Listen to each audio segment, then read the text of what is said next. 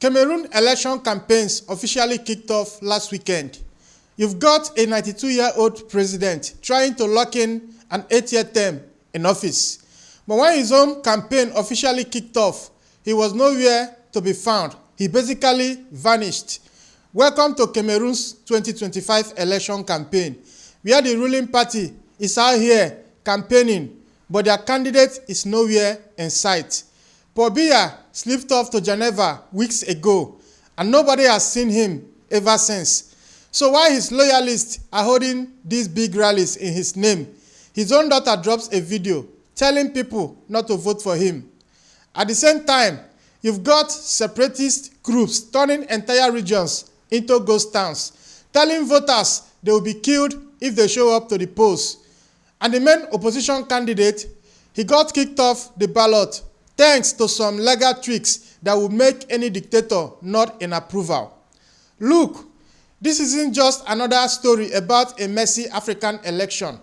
This is what it looks like when democracy dies by 1,000 cuts. It's happening right now in real time across WhatsApp groups, on TikTok, and on bombed-out streets of the Anglophone regions, where kids haven't been to school in years. But here's what's really new this time around. For the first time in decades, Biya's own guys are jumping shift.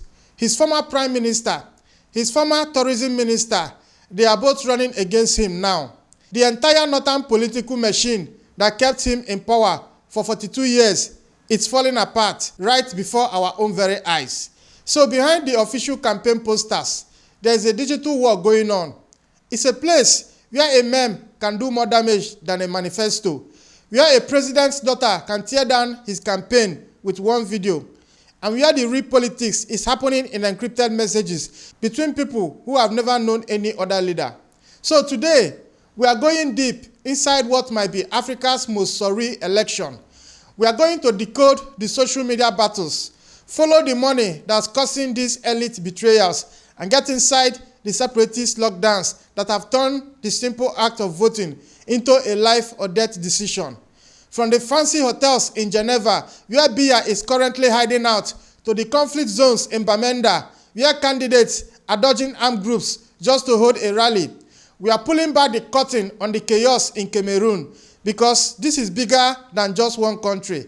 This is about what happens when a generation raised on the internet comes face to face with 20th century authoritarianism. And the outcome here, it matters for the future of democracy all across the continent. The real question isn't if change is coming to Cameroon.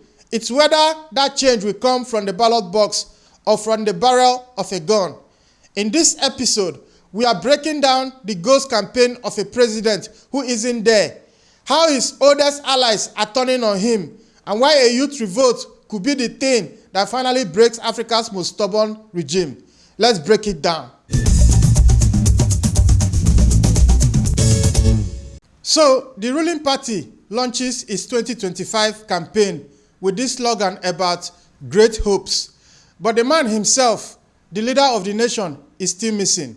It's sparking all kinds of rumors and honestly, a lot of jokes online. The campaign kicked off on September 27th, and you had his supporters marching with portraits of him, even using AI-generated videos to get his message out while he's gone. His whole platform is about finishing infrastructure projects and ending hunger, but it's all being delivered through social media posts and spokespeople while he's living it up in a luxury hotel in Switzerland. And look, this is nothing new for his presidency. The man has always spent a ton of time abroad, mostly in Geneva, with his crew, costing the country a fortune. His people in the party defend him, saying he's fit to rule and that his age doesn't matter. They keep pointing to his long record of stability. They've got ministers, party loyalists, even famous athletes out there trying to rally crowds for him.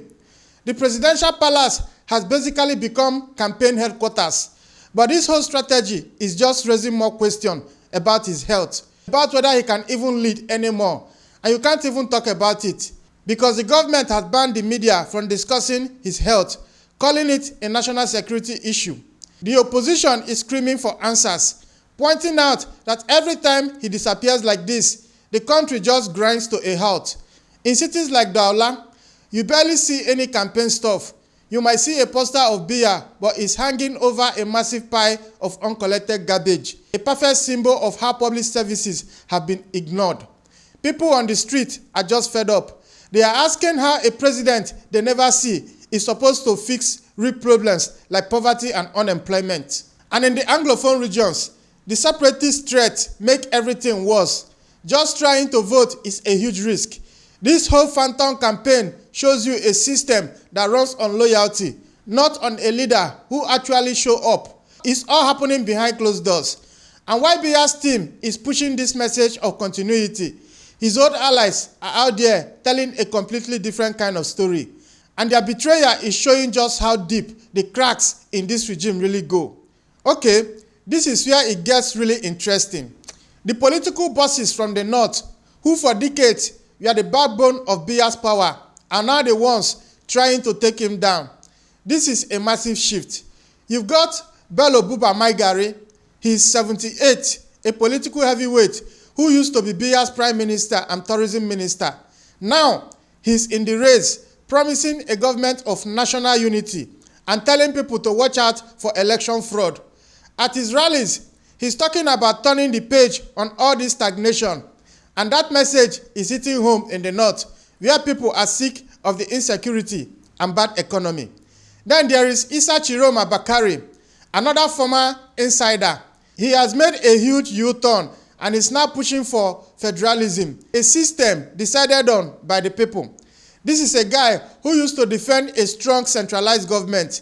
Now he's trying to be the face of reform. Both of these men who were deep inside the system are now on the outside, calling out fraud and demanding a government that includes everyone.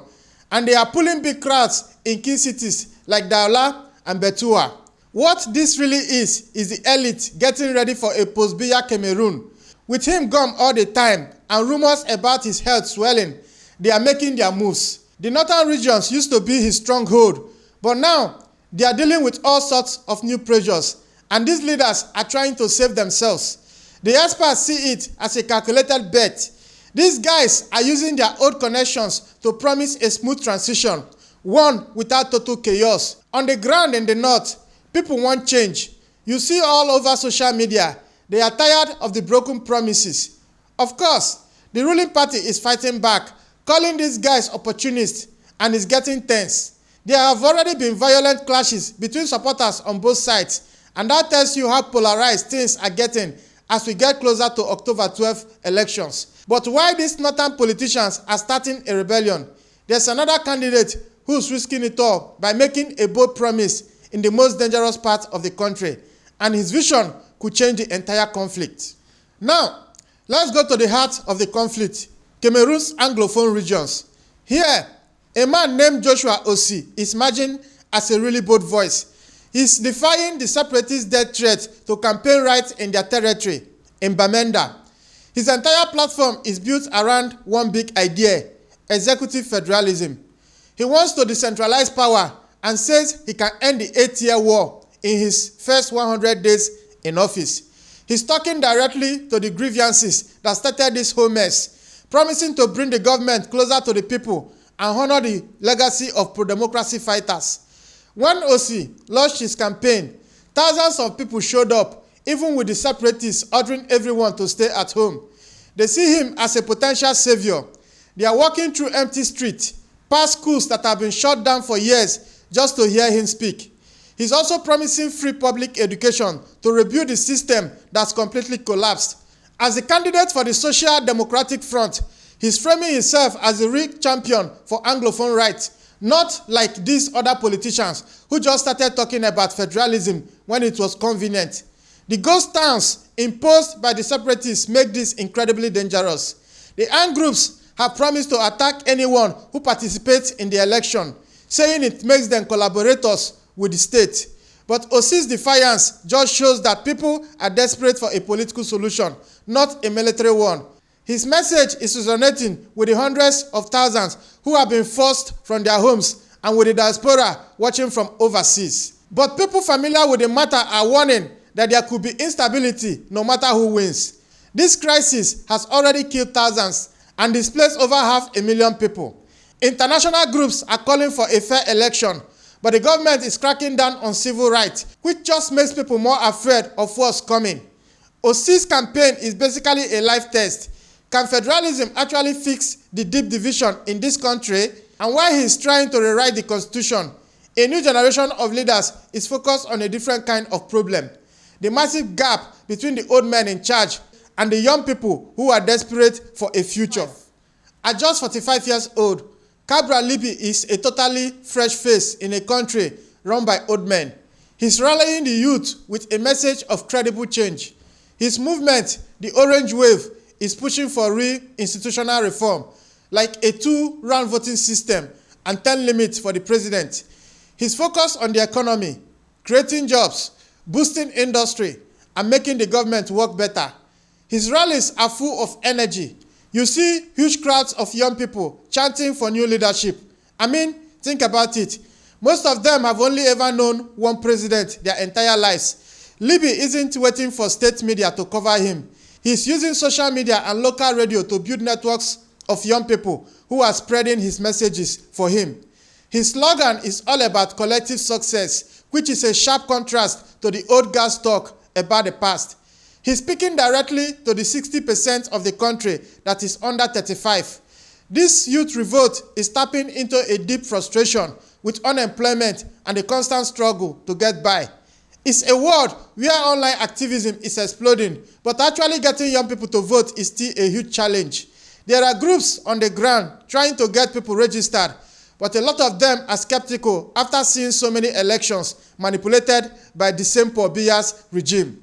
Still, when Libby holds an event in Douala, thousands show up, demanding more than just survival.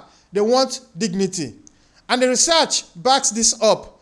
It shows that if the government keeps ignoring the aspirations of its young people, it's risking serious instability. You just have to look at the uprisings in other countries in the region to see what can happen. Africans across the diaspora are watching this one closely because it's a story they've seen before.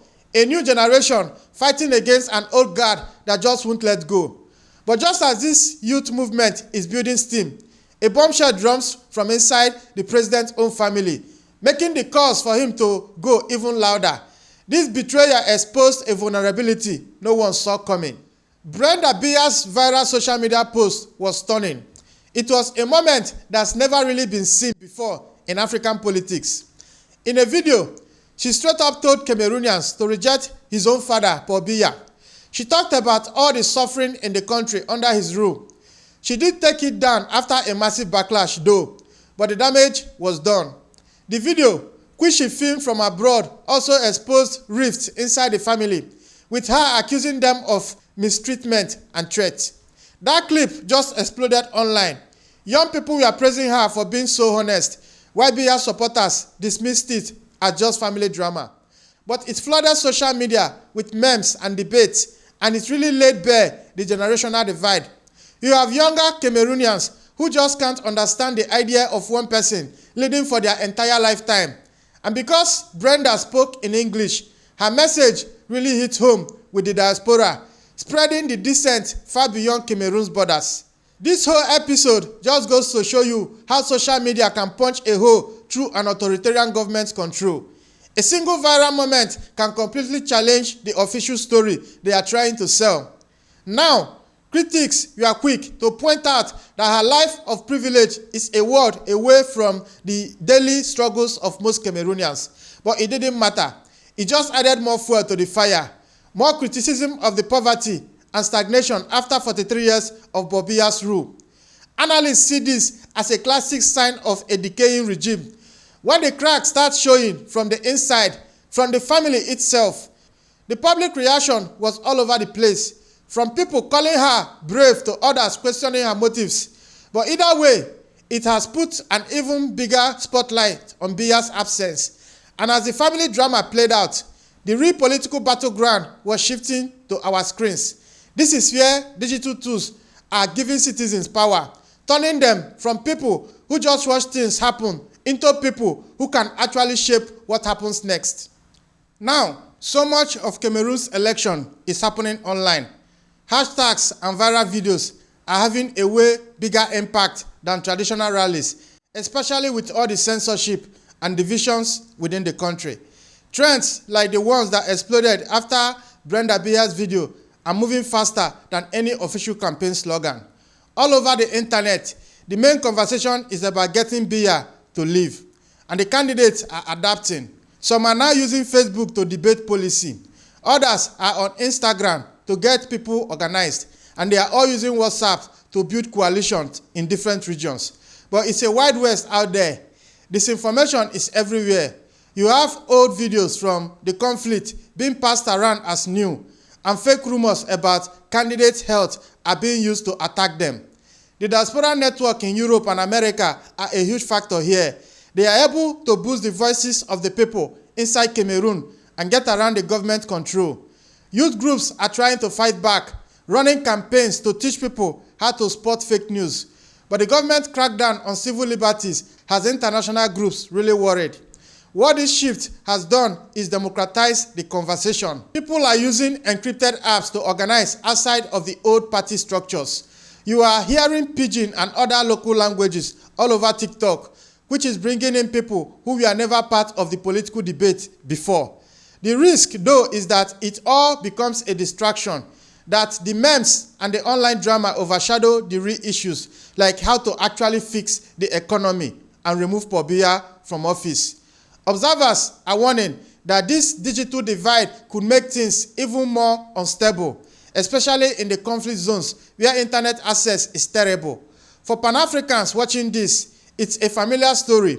All across the continent, technology is challenging the old guard. But while these online revolutions are gaining ground, the real test is still to come.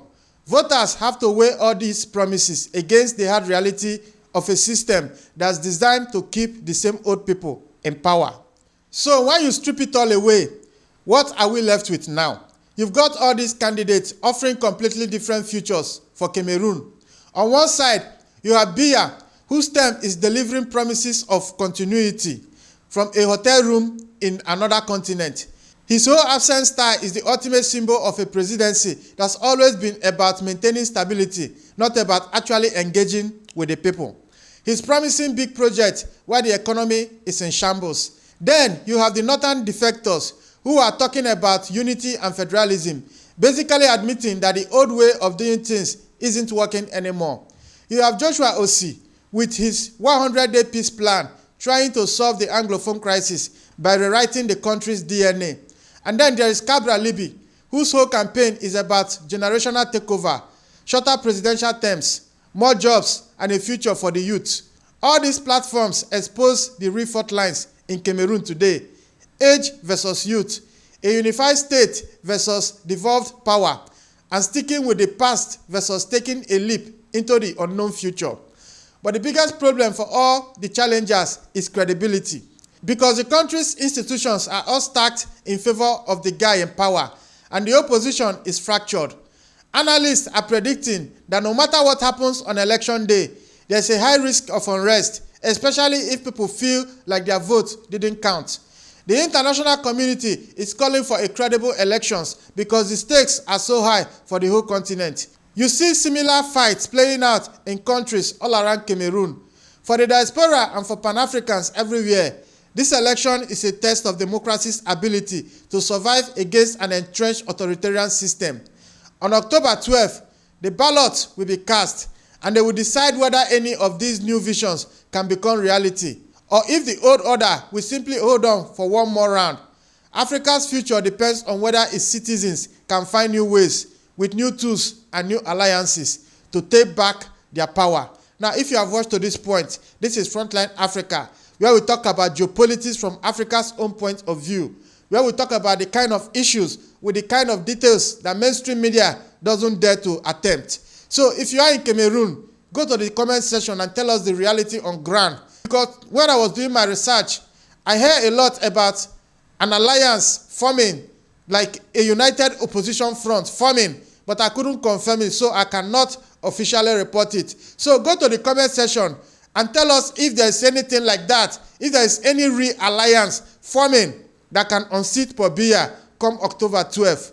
And If you want to see more of my videos, maybe consider to subscribe and turn on those notifications. I am your host, Ezekiel Enejeta, and I will see you in the next one. It's a bye-bye for now.